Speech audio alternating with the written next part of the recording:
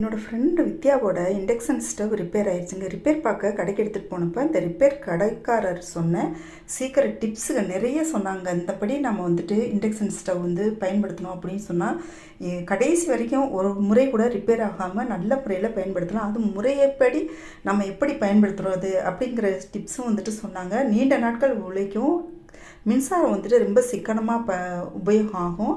Induction stove என்ன மாதிரியெல்லாம் பயன்படுத்தணும், என்ன மாதிரியெல்லாம் பயன்படுத்தக்கூடாத முறைகள் அப்படின்னு சொல்லிட்டு பார்க்க போகிறோங்க. மின்சாரம் சிக்கனமாக ரொம்ப சீக்கிரமாக இந்த சமையல் ஆகிற மாதிரியும் நம்ம பதிவில் பார்க்க போகிறோம். அது மாதிரி நம்ம லைஃப் லாங் பார்த்திங்கன்னு சொன்னால் ஒரு முறை கூட ரிப்பேர் ஆகாமல் நல்லா வாழ்நாள் நீட்டிச்சு தரக்கூடிய விஷயங்களும் இதில் பார்க்க போகிறோங்க.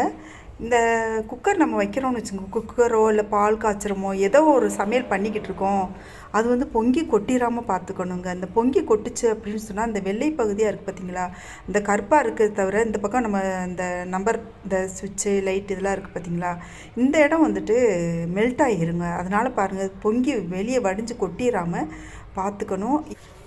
நம்ம இண்டக்ஷன் ஸ்டவ் வைக்கிறோம் இல்லையா, அந்த இடத்துக்கு கீழே சுத்தமான இடமா இருக்கணும், சமமான இடமா இருக்கணும், மேடு பள்ளமாக இருக்கக்கூடாது. அடுத்து பார்த்திங்கன்னு சொன்னால் நம்ம கீழே குப்பை தூசி இதெல்லாம் இருந்துச்சு அப்படின்னு சொன்னால் சரியாக இருக்காதுங்க. அதனால் பாருங்கள் அந்த இடத்த எப்போவுமே சுத்தமாக வச்சுக்கோங்க. இந்த இண்டக்ஷன் ஸ்டவ்வில் இந்த லைட்டு ஆஃப் ஆப்பா எரியிற மாதிரி இருக்குன்னு தெரியுது இல்லையா, ஆனால் நம்ம நேரில் பார்க்கும்போது அந்த மாதிரிலாம் இல்லைங்க. இந்த வீடியோ எடுக்கும்போது அந்த வீடியோவில் அது மாதிரி பதிவாகுது. இந்த பால்லாம் பார்த்திங்கன்னா சட்டுன்னு பொங்கி கொட்டிடாமல் பார்த்துக்கோங்க. எப்பவுமே எத்தனை வாட்ஸ் கொடுத்துருக்காங்களோ அது ஃபுல்லாக நம்ம வச்சு யூஸ் பண்ணாமல் அதில் கொஞ்சம் குறைச்சி வச்சே யூஸ் பண்ணணுங்க. உதாரணத்துக்கு நம்ம சமைக்கிறோம் இல்லையா, இப்போ 2500 வாட்ஸ் கொடுத்துருக்காங்க அப்படின்னு சொன்னால் 2300 வாட்ஸ் இந்த மாதிரி தாங்க நம்ம பயன்படுத்தணும். ஃபுல்லாக வச்சு எப்போவுமே பயன்படுத்தாதீங்க. அது மாதிரி இந்த ப்ளக் இருக்குது பார்த்திங்களா, இந்த ப்ளக் பாயிண்ட் இருக்குது பார்த்துக்கோங்க. இந்த ப்ளக் பாயிண்ட் இந்த மாதிரி பின் கொடுத்துருந்தாங்க அப்படின்னு சொன்னால் நாம் பெரிய ப்ளக் பாயிண்ட் இருக்கும் இல்லையா, நம்ம வாஷிங் மிஷின், ஃப்ரிட்ஜு, அடுத்து பார்த்தோன்னு சொன்னால் பெரிய பொருட்கள் எல்லாமே ஏசி இந்த மாதிரி இதெல்லாம் நம்ம ப்ளக் பாயிண்ட் பெருசாக தானே போடுவோம். இங்கே இருக்க பார்த்தீங்கனாலே தெரியும் இந்த ப்ளக் பாயிண்ட் ரெண்டுக்கும் உள்ள வித்தியாசம். இந்த ப்ளக் பாயிண்ட் நல்ல பெருசாக இருக்குது, அது சின்னதாக இருக்கு இல்லையா, அது மாதிரி பெரிய ப்ளக் பாயிண்டில் தாங்க போடணும்.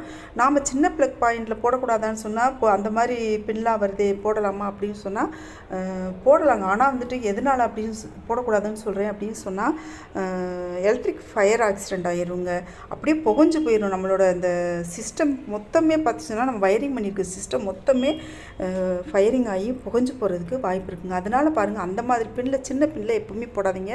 இந்த பெரிய பின்னிலே போட்டு நீங்கள் சமையல் பண்ணிங்கன்னா எந்த ஒரு ஆபத்தும் இல்லாமல் ஸ்மூத்தாக நாம் சமையல் பண்ணி முடிக்கலாம். எப்படி நம்மளுக்கு எந்த ஒரு கஷ்டமும் இல்லாமல் ஈஸியாகவே சமையல் பண்ணிடலாங்க. நம்ம சமையல் பண்ணி முடிச்சிட்டோம் அப்படின்னு சொன்னால் உடனே ஸ்டவ்வை ஆஃப் பண்ணிடக்கூடாதுங்க. ஆஃப் பண்ணோம் அப்படின்னு சொன்னால் உள்ளுக்குள்ளே இருக்க ஹீட் ஃபுல்லாக ஒரு 2 நிமிடங்களுக்கு ஒரு காற்று மாதிரி வெளியேறும் கீழே. அப்படி வெளியேறும்போது அந்த இது ஃபுல்லாக உள்ளேயே தங்கி சீக்கிரம் ரிப்பேர் ஆகிருங்க. அதனால் பாருங்கள் பெரும்பாலும் உடனே ஆஃப் பண்ணாதீங்க. அந்த காற்று கீழே ஏர் போன பின்னாடியே அது ஆஃப் ஆகும். அந்த டைமில் சுவிட்ச் ஆஃப் பண்ணிடுங்க. நம்ம சமையல் பண்ணி முடிச்சிட்டோம், சரி ஆஃப் பண்ணிட்டோம், சரி ப்ளக் பாயிண்ட் அப்படியே மாட்டியே இருக்கட்டுமா அப்படின்னு கேட்டால் அந்த மாதிரி மாட்டியே வைக்காதீங்க. நம்ம சமையல் பண்ணுறோம் இல்லையா, அப்போ லைட்டாக ஒரு மெல்லிசான ஒரு ஹீட் அந்த ப்ளக் பாயிண்ட்லேயும் அந்த பின்லையுமே இருக்குங்க. அதனால் பாருங்கள் தொடர்ந்து நீங்கள் அந்த மாதிரி மாட்டியே வச்சுருக்கிறதுனால எந்த ஒரு பின்னுமே நம்ம சமையல் பண்ணோமா எடுத்து விட்டுறணும். இப்போ மிக்சிலாம் போடுறோமா நம்ம அதில் மாட்டியே வச்சுருக்கக்கூடாது. எப்போவுமே பொதுவாகவே அதை கழட்டி வச்சிட்டோம் அப்படின்னு சொன்னால் அந்த மிக்சியாக இருந்தாலும் சரி, இந்த இண்டக்ஷன் ஸ்டவ்வாக இருந்தாலும் சரி, எந்த ஒரு பொருளாக இருந்தாலும் சரிமே வாழ்நாள் நீட்டிச்சு கிடைக்குங்க. அதே மாதிரி இந்த ஏர் போன பின்னாடி நாம் அதை ஆஃப் பண்ணணும். அப்படியே ஆஃப் பண்ணிடக்கூடாது. நம்ம ப்ரெஸ் ஒன்று வச்சுக்கணுங்க. நம்ம பல்லு விளக்குற ப்ரெஸ் இருக்கு இல்லையா, அது மாதிரி ஏதாச்சும் ஒரு பழசோ அப்படி இல்லை இதுக்குன்னே ஒன்று தனியாக வச்சுக்கிட்டு இந்த இடத்த நம்ம சுத்தம் பண்ணி விட்டுறணுங்க. அந்த ப்ரெஸ்ட்டை தேய்ச்சி சுத்தம் பண்ணி விட்டுறணும். நம்ம அப்படியே வச்சுருந்தோம் அப்படின்னு சொன்னால் அந்த அழுக்கு தூசி இது எல்லாமே அதுக்குள்ளே இழுத்து வச்சுருக்கோங்க. இழுத்து வச்சுட்டு அது உள்ளுக்குள்ளே போயிட்டு சீக்கிரம் ரிப்பேர் ஆகிறதுக்கு வழி பிறக்குங்க. அதனால் பாருங்கள் அப்பப்போ உங்களால் எப்போ முடியுதோ அப்போ அதை இந்த ப்ரெஸ் வச்சுட்டு அந்த நான் காட்டினேன் இல்லையா பின்னாடி திருப்பி அந்த ஏரியா சுத்தம் பண்ணி விட்டுருங்க. சுத்தம் பண்ணி விட்டுறதுனால இதோட வாழ்நாள் ரொம்ப நாளைக்கு நீட்டிக்கும், இடையில ரிப்பேராக ஆகாதுங்க. அது மாதிரி நீங்கள் இந்த அளவான பாத்திரமாக வைங்க. கண்ட பாத்திரத்தையெல்லாம் வச்சுக்கிட்டு இருக்காதீங்க. அந்த அந்த ரவுண்டு இருக்கு இல்லையா, ரவுண்டுக்கு அளவாக இருக்குது பாத்திரம் மாதிரி வைங்க. பெரிய பாத்திரத்தை ஒரு சிலர் பார்த்தீங்கன்னு சொன்னால், ஒருத்தவங்க வீட்டுக்கு போயிருந்தேங்க, சொந்தக்காரங்க வீட்டுக்கு ஒரு விசேஷத்துக்கு போயிருந்தோம். அவங்க வீட்டில் என்ன செய்கிறாங்க, பெரிய பாத்திரத்தை பெரிய சில்வர் பானையை தூக்கி வச்சு அதில் தண்ணி காய்ச்சிக்கிட்டு இருக்காங்க. அது மாதிரி வந்து செய்யவே செய்யாதீங்க.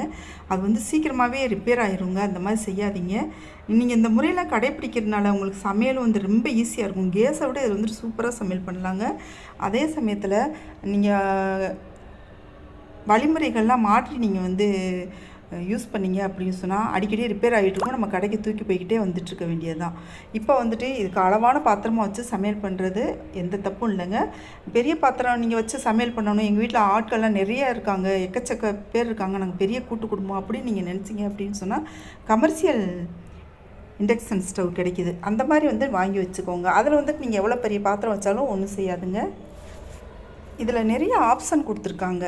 நீங்கள் ஏதாச்சும் ஒரு வேலையாக இருக்குது, எனக்கு வந்துட்டு குளிக்க போகிறேன், அந்த வேலை இருக்குது, இந்த வேலை இருக்குது, பூஜை பண்ண போகிறேன் அப்படின்னு சொல்லி டைமர் செட் பண்ணிக்கோங்க. டைமர் செட் பண்ணாக்க நீங்கள் எந்த டைம் செட் பண்ணுறீங்களோ அந்த மாதிரி டைமில் வந்துட்டு அதாவே ஆஃப் ஆகிக்கிறங்க.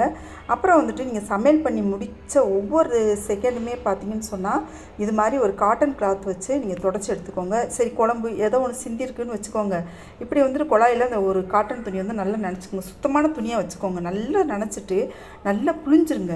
நல்லா ஈரமே இருக்கக்கூடாது, அந்தளவுக்கு நல்லா இறுக்கி புழிஞ்சிட்டு அந்த துணியை வச்சு தொடச்சிக்கோங்க. அப்படி துடைக்கிறனால அந்த சிந்தி இருக்க பகுதி எல்லாமே க்ளீன் ஆகிட்டு நல்லா க்ளீனாக இருக்கும்.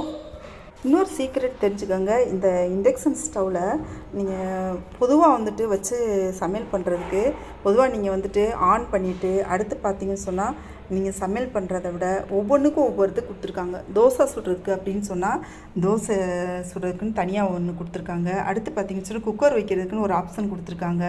ஒவ்வொன்றுக்குமே ஒவ்வொரு, அப்புறம் வந்து ஃப்ரை பண்ணுறதுக்கு ஒரு ஆப்ஷன் கொடுத்துருக்காங்க. நாங்கள் என்ன செஞ்சோம், தோசை சட்டி வச்சு நார்மலாக வந்து புதுசாக இப்போ தானே வாங்கினோம் அப்படி சுட்டுக்கிட்டு இருந்தாங்க. சுட்டுக்கிட்டு இருக்கும்போது பார்த்தீங்கன்னு சொன்னால் தோசை ஒரு மாதிரி வெள்ளையாக வந்துச்சு. அப்புறம் கொஞ்சம் நேரம் கழிச்சு கருகி போச்சு, அதிகமாக வச்சோன்னா கருகி போச்சு, இந்த மாதிரிலாம் இருந்துச்சு. அடுத்து பார்த்தோம்னு சொன்னால் சரி தோசைன்னு ஒரு ஆப்ஷன் கொடுத்துருக்காங்களே அதில் வச்சு சுட்டு பார்க்கலாம், சூப்பராக வந்துச்சுங்க. இந்த தோசை சட்டியில் அவ்வளோ நல்லா வந்துச்சு பாருங்கள். அதனால் பாருங்கள் எந்தெந்த ஆப்ஷன் கொடுத்துருக்காங்களோ, குக்கர் வைக்கிறது கொடுத்துருக்காங்களா, கிரேவி வைக்கிறது கொடுத்துருக்காங்களா, ஒவ்வொன்றுக்கும் ஒவ்வொரு ஆப்ஷன் கொடுத்துருக்காங்க இல்லையா, அந்த ஆப்ஷன் பயன்படுத்தி நீங்கள் சமைச்சிங்க அப்படின்னு சொன்னால் இந்த விதத்துலேயும் வந்து பார்த்தீங்கன்னா பழுதாகாமல் நல்லா நீண்ட நாள் உழைக்குங்க. நீங்கள் இடையில இந்த இதெல்லாம் ஃபாலோ பண்ணிங்க அப்படின்னு சொன்னால் இடையில நீங்கள் வந்துட்டு கடைக்கு ரிப்பேருக்கு தூக்கிட்டு போக வேண்டிய அவசியமே இல்லை. அவ்வளோ நீண்ட நாட்கள் உழைக்கும். என்னோடய வீட்டில் வந்துட்டு நான் முன்னாடியெல்லாம் வச்சுருந்தேங்க. ரொம்ப நாளைக்கு முந்தி நான் கேஸ் கனெக்ஷன் வாங்குறதுக்கு முன்னாடி வச்சு பயன்படுத்தினேன். இப்படி தான் இந்த விஷயம்லாம் தெரியாமல் நான் வந்து பயன்படுத்தினேன். அப்போல்லாம் அடிக்கடி ரிப்பேருக்கு தூக்கிட்டு போவேன். இப்போ வந்துட்டு இந்த விஷயம்லாம் தெரிஞ்சு ஃபாலோ பண்ண ஆரம்பிச்சிட்டேன். அதனால் பாருங்கள் நீண்ட நாட்கள் வந்து வரும் இந்த ஸ்டவ் அப்படிங்கிற நம்பிக்கை இருக்குது. இந்த பின் பார்த்தீங்கன்னு சொன்னாலே தெரியும். இந்த பெரிய பின் இருந்துச்சு அப்படின்னு சொன்னால் நீங்கள் கட்டாயமாக வந்துட்டு இந்த பெரிய ப்ளக் பாயிண்ட் போடுங்க. சின்ன பின் இருந்துச்சு அப்படின்னு சொன்னால் சின்னதில் போடுறத விட நீங்கள் வந்து பெருசில் போடுறது தான் வந்து உங்களுக்கு பாதுகாப்பு. ஃபயரில் வந்துட்டு எந்த ஒரு ஆக்சிடென்ட்டும் நடக்காமல் பத்திரமா இருக்கும். எப்பவுமே நம்ம பயன்படுத்தி முடிச்சிட்டோம் சொன்னால் கிச்சன்லேயே வச்சு வைக்காதீங்க. நீங்கள் தூக்கி போயிட்டு நீங்கள் ஹால்லேயே வேறு இடத்துலையே வச்சுருங்க. உள்ளே கரப்பாம்பூச்சி மட்டும் போயிடுச்சுன்னு வச்சுக்கோங்க, பூச்சி வீடு அப்படியே முட்டை போட்டு நிறைய பெருகி போயிருங்க. அதனால் பாருங்கள் நீங்கள் வந்து கிச்சன்லேயே வைக்காதீங்க. அந்த லைட் எரியும் பார்த்தீங்களா, அந்த லைட் எரியறதுக்குள்ளே போய் உட்காந்துட்டு அது குடித்தனம் நடத்திட்டுருக்குங்க.